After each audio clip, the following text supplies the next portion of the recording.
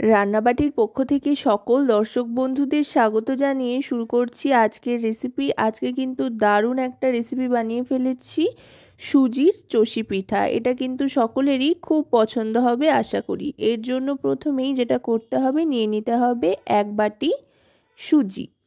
এবার এই সুজিটাকে খালি খোলাতেই একটু ভালো করে ভেজে নিতে হবে, যাতে সুজির যে একটা কাঁচা গন্ধ থাকে সেটা যাতে কেটে যায়, আর সুজিটা যাতে লাল না হয়ে যায় সেদিকটাও কিন্তু লক্ষ্য রাখতে হবে।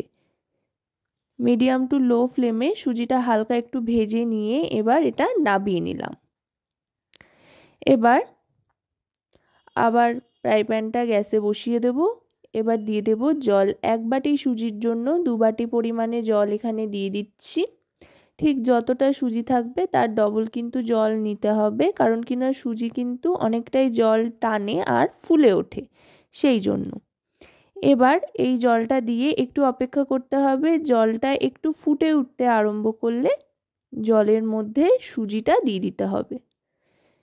এবার এই সুজিটা ভালো করে জলের সাথে মিশিয়ে নেব।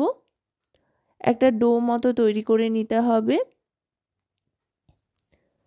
পুরোটাই কিন্তু মিডিয়াম টু লো ফ্লেমে রেখে করতে হবে গ্যাসের আঁচটাকে।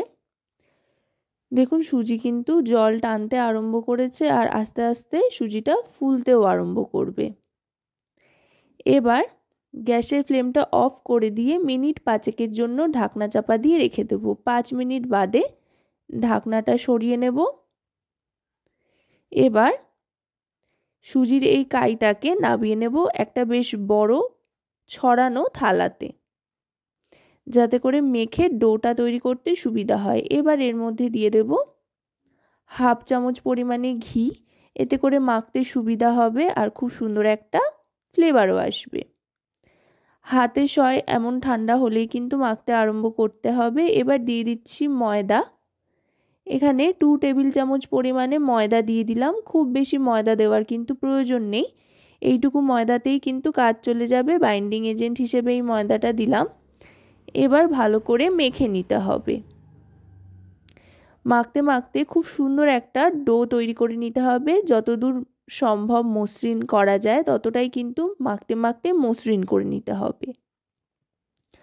আশা করব রেসিপিটি আপনাদের ভালো লাগবে। যদি রেসিপিটি আপনাদের ভালো লাগে তো অবশ্যই রান্নাবাটি চ্যানেলটিকে সাবস্ক্রাইব করে লাইক, শেয়ার, কমেন্টের মাধ্যমে আমাদের পাশে থাকবেন। আর যদি রেসিপিটি আপনারা আমাদের ফেসবুক পেজ থেকে দেখেন তাহলে অবশ্যই রান্নাবাটি ফেসবুক পেজটিকে ফলো করার অনুরোধ রইল। দেখুন এবার কিন্তু চষি পিঠেটা তৈরি করে নিচ্ছি। চষি পিঠে তৈরি করা কিন্তু খুবই সহজ কাজ। অল্প অল্প করে ছোট ছোট লেচি কেটে নিয়ে সেটা হাতের তালুর ওপরে 2 আঙুলে এরমভাবে ঘষলেই কিন্তু খুব সুন্দর চষি পিঠে তৈরি হয়ে যাবে। চষি পিঠেগুলো বানিয়ে নিয়েছি। এবার ফ্রাই প্যানে দিয়ে দেব দুধ। এখানে 1/2 লিটার পরিমাণে দুধ আমি ব্যবহার করছি। দুধটা দিয়ে দিলাম। দুধটা দিয়ে কিন্তু গ্যাসের ফ্লেমটাকে বাড়িয়ে দেব। দুধটা একবার ফুটে ওঠা পর্যন্ত অপেক্ষা করতে হবে। দুধটা একবার ফুটে উঠলে তারপরে এর মধ্যে দিয়ে দেব গুড়।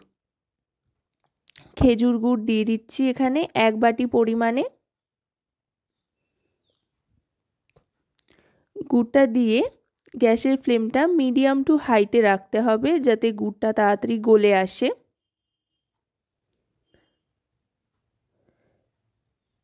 শীতকালে কিন্তু এই রেসিপিটা অবশ্যই বাড়িতে একবার বানিয়ে দেখতেই হবে।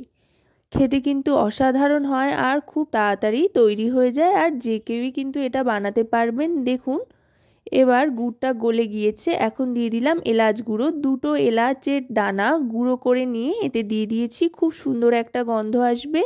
এলাচ দানাটা দেওয়ার পরপরই তৈরি করে রাখা চষিগুলো দিয়ে দিতে হবে। এবার চষি পিঠেটা দিয়ে ভালো করে ফুটিয়ে নেব। এবার মিডিয়াম টু লো ফ্লেমে রেখে ধীরে ধীরে ফুটিয়ে নেব 1 থেকে 1.5 মিনিট পর্যন্ত। খুব বেশি পাতলা করবার কিন্তু প্রয়োজন নেই, দুধটা একটু ঘন হবে। তারপরে আস্তে আস্তে যত ঠান্ডা হবে দুধটা জমে আসবে। গরম গরম খাওয়ার থেকে ঠান্ডা করে খেতে কিন্তু এই পিঠের রেসিপিটা অনেক বেশি সুস্বাদু লাগে। দেখুন এখন কিন্তু টকবক করে ফুটছে। এবার আমি গ্যাসটা অফ করে দিয়ে আস্তে আস্তে সার্ভ করে নিচ্ছি। চষি পিঠেগুলো কিন্তু একেবারে সেদ্ধ হয়ে গিয়েছে, সেটা দেখলেই বোঝা যাচ্ছে। আর খেতেও অসম্ভব ভালো লাগে। অবশ্যই কিন্তু বাড়িতে এই রেসিপিটি একবার অন্তত ট্রাই করে দেখতেই হবে। ছোট থেকে বড় সকলে একবার খেলে বারবার খেতে চাইবে। তো আজকের রেসিপিটি কেমন লাগলো অবশ্যই কিন্তু আমাকে জানাবেন।